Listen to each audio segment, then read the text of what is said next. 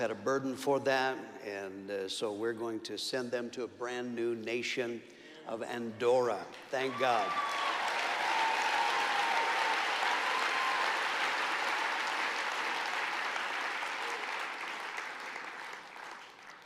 And going into Nha Trang, Vietnam, out of Prescott, Arizona, and Phoenix, TJ Jr. and Sabrina Horta.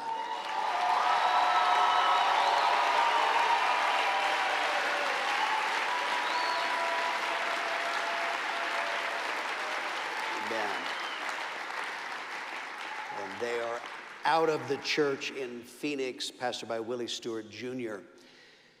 Going into Montreal, Quebec, Canada, out of Prescott and Glendale, Arizona, Jeff Wren's church, Nathan and Tori Brazel.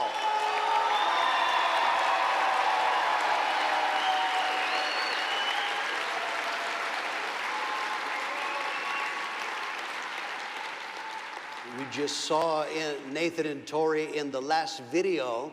We announced them to go to an island in the Pacific. Yeah, that's it. New Caledonia, that was it.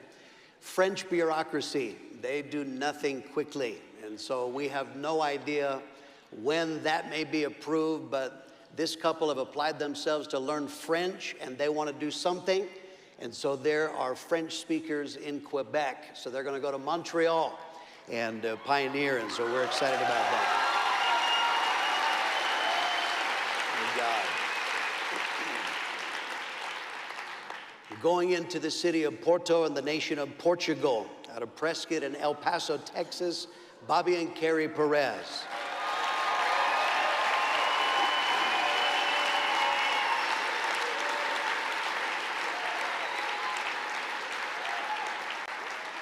Bobby and Carrie spent the last few years pioneering in the nation of Israel, but they finally were forced to leave, turned that over to a couple from Russia who are pastoring that, but they want to do something for God in another nation, and so they're going to go to Porto in Portugal. Thank God. Going into Ciudad Victoria, Mexico, out of Prescott and Uvalde, Texas, Frank and Naomi Martinez.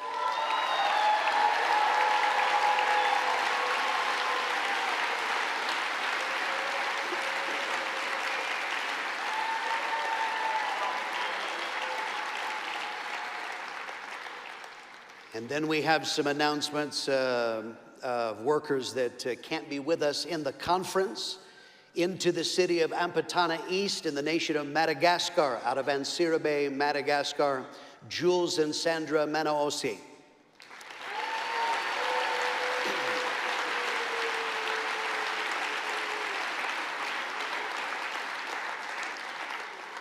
Then going into the city of Baravina, Avaratra, Fiorana Rasua, Francois Lucien Rasu Ula Malala.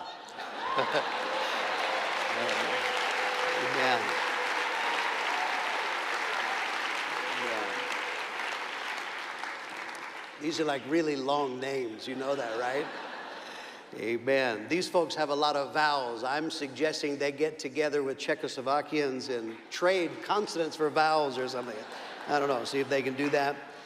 This church is the first church planted into a new region, the southeast of Madagascar, where we don't have a church.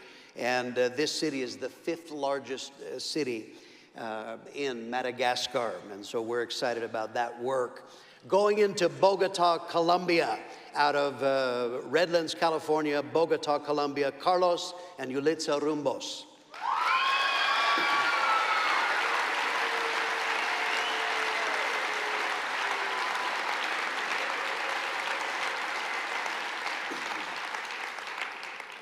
Going into Honiara, Solomon Islands, out of Beachboro, West Australia, is Dan and Natalie Villani.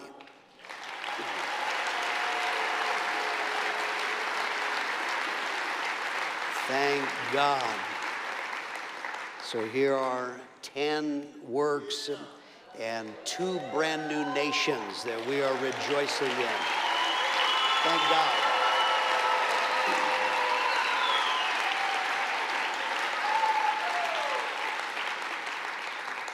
Thank God. I want to talk to you about investing in saving lives. You know, the dream of every investor is to get a return on your investment, whether that's stocks, bonds, real estate, Bitcoin, whatever it is. Some of you are very clever and you've done well at investing.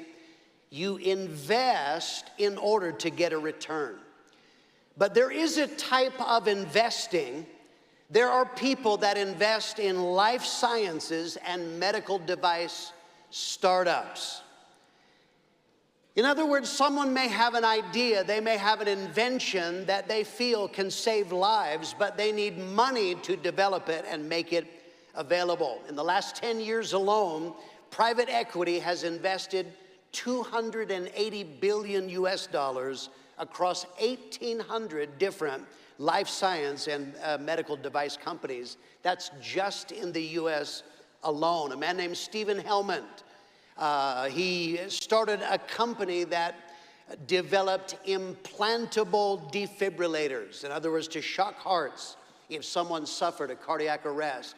My uncle, my dad's brother JC had one of these implantable defibrillators, saved his life on a number of occasions. When it would detect that his heart was stopping, it would shock his heart back to life and back into rhythm. Later on, he started another company, and they have an invention called the Zoll Life Vest. This is a wearable defibrillator for people at risk. Just those two inventions alone, they say, have saved, multiplied thousands upon thousands of lives. And as I said, my own uncle was saved by that. So there are people that understand we can invest to save lives and get a return. So the question tonight that we have to ask is, what do you want your money to achieve? At the end of your life, what are you going to be able to say about your money? That I used my money, I invested for what? To make more money. Why? To buy stuff. Is that what you're going to say? Or will you be able to say, I used my money to save lives? I want to read to you from 1 Kings 18, 3 and 4. Ahab had called Obadiah, who was in charge of the house. Now Obadiah had feared the Lord greatly, for so it was while Jezebel massacred the prophets of the Lord that Obadiah had taken 100 prophets and hidden them 50 to a cave and fed them with bread and water. The Bible tells about a man who invested in saving lives. His name is Obadiah. Obadiah saw the need. The prophets of the Lord, they were going to be killed by Jezebel, by Ahab, this wicked couple that ruled the nation. So Obadiah thought to himself, someone needs to do something to save their lives. I pray that tonight, through the video, through the preaching, that you are seeing the need of world evangelism. People who are lost, who don't know of salvation. Pastor Elliott said that he had never met a born-again Christian that exhibited real Christianity until our fellowship sent a worker there. Tonight, we have just announced into the nation of Eritrea, 6.1 million people in that nation. Andorra is a smaller nation, 85,000. The city of Nha Trang, 535,000. Montreal, 1.8 million. Porto, Portugal, 1.8 million. Bogota is right on 8 million people. Ciudad Victoria, 432,000 people. And then I told you about this city in Madagascar, in a new region that does not have gospel witness. 2 new nations with no fellowship church. I understand there are other Christians, there are other people that are doing some good things, but I don't know of many people who will preach the gospel like we will. Do you understand the 2 nations that we're announcing tonight? We are their hope. We are the ones who can declare to them that their lives can be transformed. And so Obadiah, he saw the need. Obadiah, then he saw the possibilities for good. The prophets of the Lord. This is more than just we need to save some guys. He saw that these men, what they could accomplish through God's power working in their lives in order to save other people. We know these prophets in the Bible. Samuel turned a nation toward God. Elijah saved a widow and her son from starvation. Elisha saved a boy who had died and was able to bring him back to life. So Obadiah saw these 100 men, and it's not just, I'm going to be nice and save you from death. He was investing in possibilities, because you never know who these prophets would be able to help. What you see on stage and on screen in these 10 couples that we just announced, there will be people saved through the ministries of the workers that we announced tonight. There will be people rescued from hell.